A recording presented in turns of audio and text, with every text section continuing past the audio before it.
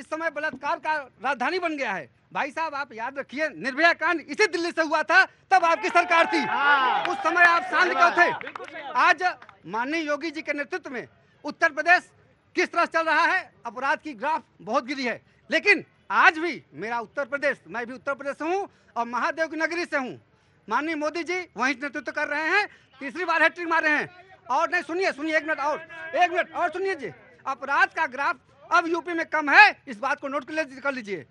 और रही बात, आज एक चीज बता दें फिर से आपको, आज भी नेतृत्व उत्तर प्रदेश से ही हो रहा है। अगर 35 सीट यूपी में नहीं मिलता तो आज आप कहने के लायक नहीं होते कहीं।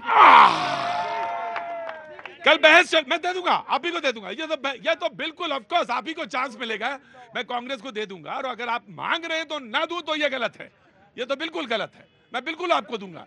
लेकिन मुझे कल एक बहस हो रही थी और बहस में आपने कहा था कि वो आ रहे थे तो बैसाखी, कांग्रेस जो है एनडीए जो है बैसाखी पे, ये पलट के सवाल किसी ने पूछा कि मुझे बताइए कांग्रेस बैसाखी पे है या नहीं है उत्तर प्रदेश में। मैं सिर्फ उत्तर प्रदेश नहीं बल्कि बाकी सब पे बात कर लेता हूं, तो सवाल तो ये भी पूछा जा सकता है ना।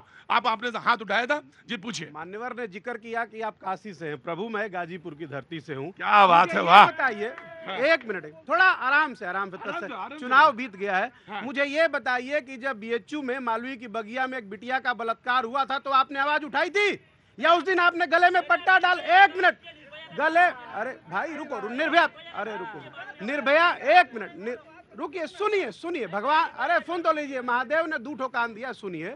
निर्भया का बलात्कार हुआ, बलात्कारियों को फांसी दी गई, उत्तर प्रदेश की तरह संरक्षण नहीं दिया गया। कुलदीप सेंगर याद है, नित्यानंद स्वामी याद है कि नहीं याद है?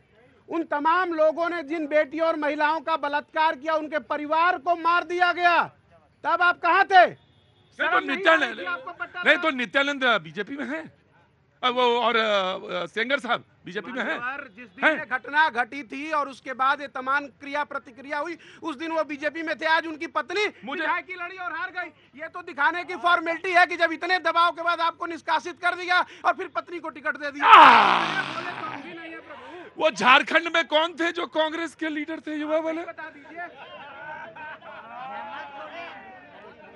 देखिए, रुकिए, उनको कहने का पूरा हक है, वो बोलने का हक है, और ये डिबेट है और ये विमर्श है, कोई युद्ध नहीं हो रहा। रुको, युद्ध नहीं हो रहा जी। नीति प्रतीक जी, एक महिला के नाते यहाँ पे मैं निवेदन करती हूँ सारी राजनीतिक दलों को कम से कम महिला की अस्मिता के ऊपर आप ऐसी राजनीति ना करें कि उत्तर प्रदेश का आंकड़ा आए तो संदेश खाली का, ये मणिपुर का एक एक महिला भारत की आन बान शान है, आप सबका दायित्व है। अगर आज आपको सरकार में मैंडेट मिला है तो ये आपका निर्वाह करना है। और दूसरी बात, आप हकीकत की बात कर रहे थे, एक हकीकत ये भी है कि 10 मार्च को आदरणीय राहुल गांधी जी ने मंच से, सार्वजनिक मंच से घोषणा करी थी कि नरेंद्र मोदी आने वाले समय में प्रधानमंत्री नहीं बन रहा, ये मर्यादा थी। और 9 जून को जब उसकी शपथ हुई तो सब टाई फिस, और आज जब मंत्रिमंडल बना है तो देश में 2014-19 के मुकाबले 72 मंत्रियों के साथ 61 मंत्री नरेंद्र मोदी यानी कि बीजेपी सरकार के, 11 मंत्री घटक दल के हैं।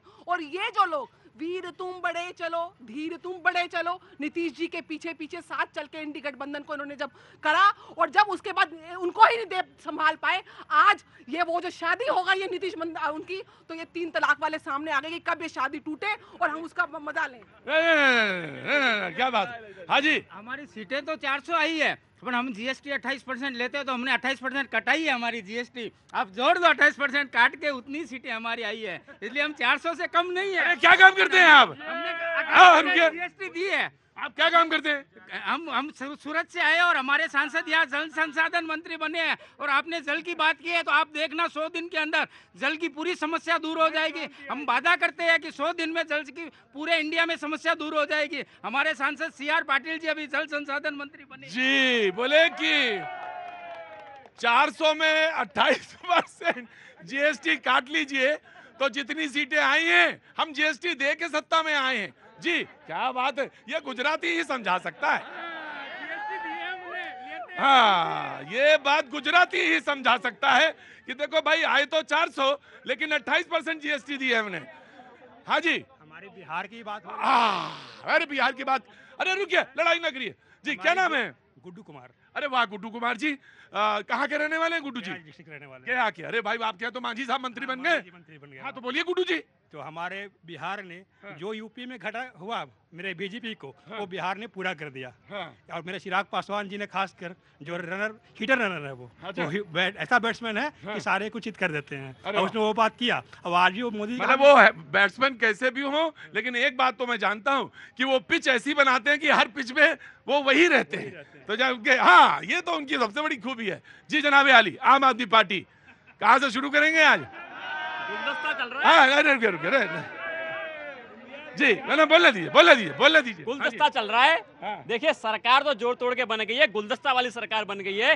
हर राज्य में दर दर एक गुलदस्ता लेके घूम रहे हैं, कब मुरझा जाएगा पता नहीं है। अब लोगों को मनाने के लिए गुलदस्ता लेके घूम रहे हैं। अब इनको बताना चाहिए था। मुझे लगता है कि चुनाव हो गया है, देश की जनता ने मैंडेट दे दिया है। अब ये मुद्दों में बात करें। कोई भाई कह रहा था कि 15 लाख का वादा किया था, बुलेट ट्रेन में 15 लाख रुपए लेके आ रहे हैं। कैसे आ रहे हैं पैसे सारे वो? और जितने सारे वादे किए थे, युवाओं की बात करी थी, महिलाओं की बात करी थी, महिलाओं की बात बहन जी कर रही थी। चुनाव से पहले भारतीय जनता पार्टी ने चिल्ला चिल्ला के कहा कि महिलाओं को आरक्षण देंगे। मैं जानना चाहता हूं उस आरक्षण का क्या हुआ? आज इनकी कैबिनेट बन गई, कैबिनेट के अंदर कितनी महिला इनकी आ जाएं? कोई महिला के देखिए, इनके पास कोई ऐसा मुद्दे नहीं है जिसपे कि लोग ना तो उन्हें वोट मांगे आज तक, वोट मांगने के बाद ना मुद्दों पे बात कर पा रहे। अब सरकार कब चली जाएगी पता ही नहीं है, गुलदस्ता के पीछे पड़े हुए हैं। अच्छा, आप जानते थे अच्छी तरह से कि महिला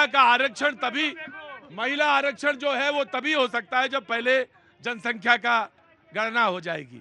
आप जानते हैं, लेकिन उसके बाद भी आप बोलते हैं। आपका खेल गड़ा गजब है। मैं आप ही को नहीं, मैं बाकी का भी बोलता हूँ। आए जनाब शैलेंद्र जी। जी प्रतीक जी, अभी सबने बात रखी, मुझे बड़ा आश्चर्य होता है जब आधा अधूरा सच बोला जाता है। हाँ। देखिए, किसी भी समाज में बिल्कुल अपराध मुक्त समाज हो जाए ये असंभव है, कभी नहीं हो सकता। आदिकाल से नहीं था तो अभी कैसे, आज अब कलयुग में कैसे हो सकता है? लेकिन आपको देखना इस पैमाने से पड़ेगा कि पहले की तुलना में चीजें जो है सुधार की तरफ जा रही हैं, नहीं जा रही हैं। अभी उत्तर प्रदेश की बात की, मेरा गृह राज्य है, जितने भी हीनियस क्राइम है, हत्या हो गया, बलात्कार हो गया, उनमें लगातार जो है डिक्लाइन हो रहा है। तो ये इंप्रूवमेंट है या नहीं है? दूसरा, 28 राज्यों में क्राइम के मामले में एनसीआरबी का डेटा है। दीजिए, बस देखिए आप में तो नहीं बोले थे। आप मतलब पढ़ लिख के बात करिए। सुना, ये समाजवादी पार्टी वाले नया सीखे। आ रहा हूँ ना।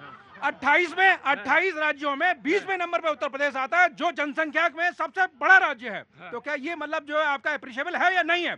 अभी बड़ा जो फूले नहीं समा रहे, अयोध्या की बात कर रहे हैं कि अयोध्या में जीत गए, या वाराणसी में अभी जो कुछ स्टेटमेंट आ रहे थे कि वहां से वो प्रियंका जी लड़ जाती तो 2-3 लाख से हार जाते। अरे लोकतंत्र में आपको जो है दुहाई देनी चाहिए कि इस देश में अगर इस तरह का मैंडेट आया तो मतदान के बाद जो है जिस दिन मतगणना होनी थी उससे एक दिन पहले किस तरह के स्टेटमेंट आ रहे थे। तो ये देश के लिए बड़ा सुखद है कि इस तरह का जो मतलब मतदान हुआ और जिस तरह का लोकतंत्र है वो सम्मान के लायक।